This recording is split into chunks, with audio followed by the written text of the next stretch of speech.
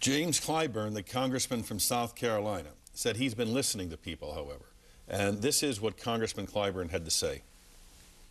Now they seem to be feeling that the gray beards are positioning themselves to overturn the will of the people. These superdelegates, they don't quite understand what the superdelegates are, and they think that we're waiting in the closet somewhere to snatch this nomination away. And so that's a feeling that people have got. Do you believe that the elected delegates represent the will of the people? Yes. So that if... But I also believe the so-called superdelegates represent the will of the people. They are responsible to their constituencies. Governors, senators, people running for office, DNC members, all elected by the same people who are going to these caucuses and to these primaries. But the elected delegates were elected because they ran supporting the person that won the primary of the caucus. What should be the criteria of a superdelegate when they make their judgment as to who to vote for? Well, I'm not going to say what their criteria should be, because that's not what the rules don't give you a criteria. They're supposed to vote their conscience. My personal belief is they're going to vote for the person they think can beat John McCain, which is what I think a lot of these voters are voting for. I think a lot of these folks are going to the polls and are going to go the week after next in Indiana and North Carolina, are saying which one of our folks, Senator Obama or Senator Clinton, can best beat John McCain. So your personal view is that even if someone has won more elected delegates, if you think the other person would be a stronger candidate against John McCain, you'd opt for the other person. Tim, that is not my personal view. My personal view is I am the chairman of this party. We have a set of rules that have been in place for a year and a half, and I am the person who's in charge of upholding the rules, whether I like them or not. Are there some rules I might change next time around? Yeah, maybe so. But right now, we're focusing on the rules we have. Look, that's all we've got. I feel like I'm the referee here at the NCAA finals. You know, you make some calls, but if you stick to the rules and do the right thing according to the rules, you're going to end up with a decent process, and that's what we have to do. The rules are the superdelegates do not have to abide by the vote of the elected delegates. Right, and that's correct, and I might add that never in my time as going to these conventions, which has been back to 1980, have I ever seen that not happen. I have never seen a situation where the unpledged delegates didn't essentially end up voting the same way the pledged delegates did. The popular vote, the Obama people are saying, if the popular vote was going to be the main determinant in all this, then why go to Iowa, why go to New Hampshire, why have a caucus rather than the primary? We would have had a much different strategy. Yeah, you know, one thing I'm not going to do is get into the various merits of the arguments between the candidates on popular vote or delegate vote. I'm here to say what the rules are. I'm not here to side with Senator Obama or Senator Clinton on these arguments. The voters will make their decisions about those arguments. But delegates nominate, not popular vote. That's right. That's right. You know, we're spending a lot of time on process.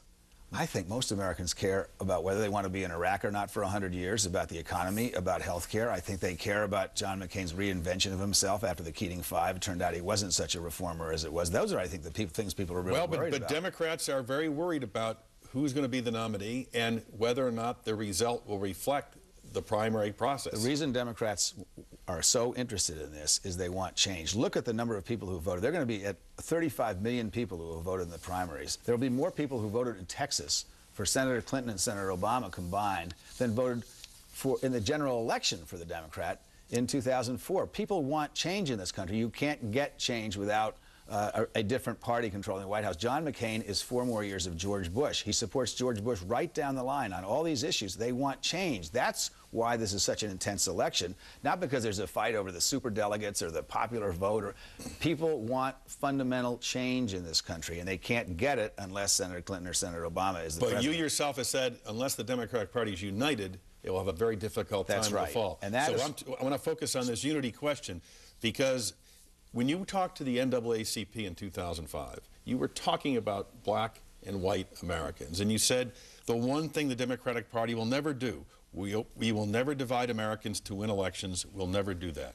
And black Americans heard that and listened to it. And they point to this, Governor. In 2004, here is the black vote. Bush 11, Kerry 88%. In 2000, Bush 9%, Gore 90%. And now many African Americans, Congressman Clyburn and others are saying, in effect, if Barack Obama ends this contest with more elected delegates, and the superdelegates decide, well, you know what, we're not going to nominate him, we're going to opt for Hillary Clinton, what will black Americans do? What will black Democrats do, who have been the most loyal component of the Democratic Party? This is pretty hypothetical. There's a lot of if, and you and I have both raised teenagers, and we both know that you don't answer too many hypothetical questions before you get in a lot of trouble. We don't divide people. The Republicans have scapegoated different minority groups for a long time. First, they pointed the fingers at African Americans by calling what affirmative action is a quota system. Then they pointed the finger at gay Americans with the anti-gay marriage stuff on all the ballots where gay marriage was already illegal anyway. Now they're pointing the fingers at immigrants and, by extension, Hispanics and Asian Americans. We don't do that in this party. Now, we happen to have an African American candidate and a woman candidate. And clearly, those groups of folks who have historically been disenfranchised in our political process have their favorites because there's an emotional pull towards those candidacy. At the end of the day, we have to bring that together. And as I said at the opening of the show, the most important person to bring those folks together is the person who doesn't win. But this is how deeply seated the feelings are. Again, Congressman Clyburn, talking about former President Bill Clinton. He said Mr. Clinton's conduct in this campaign had caused what might be an irreparable breach between Mr. Clinton and an African-American constituency that once revered him.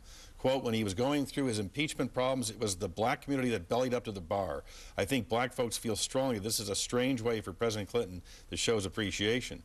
Clyburn added there appeared to be an almost unanimous view among African Americans that Mr. and Mrs. Clinton were committed to doing everything they possibly could to damage Mr. Obama to a point that he could never win in the general election. Well, again, I have enormous respect for Jim Clyburn, who I consider a great personal friend, but I'm not going to get in the middle of a fight over between the Obama and the Clinton people, and so I'm not going to have any comment on that.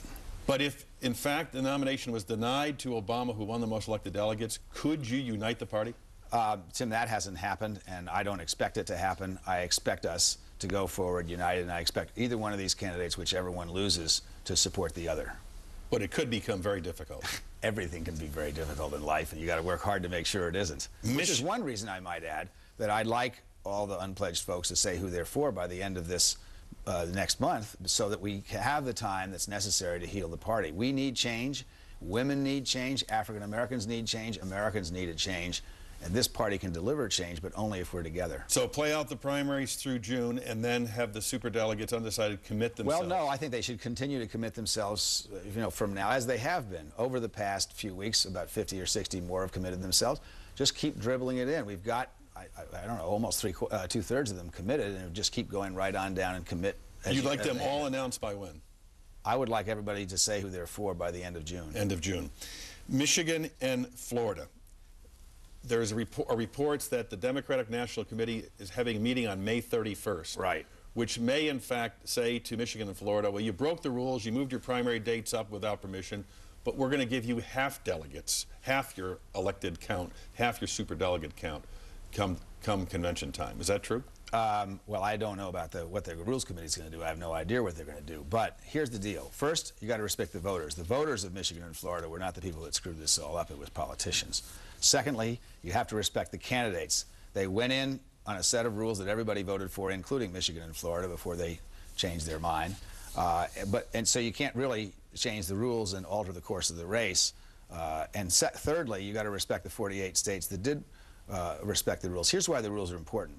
This year, for the first time, we balanced the early primaries with ethnic and geographic diversity. We included a state from the South and a state from the West because we think we can win there now. And we included states with significant numbers of minority groups who the Democrats can't win without. And those folks ought to be allowed to say early on who they think should be the president. Now along comes two states, which steps on the process. You've got to deal with that in a fair way. So I don't know what the solution's going to be. The Rules Committee is going to start to work on that now as they prepare for the meeting at the end of May. Nobody will be satisfied with the outcome because nobody's going to get everything they want. What we strive is to be fair to the voters, fair to both campaigns, and fair to the other 48 states.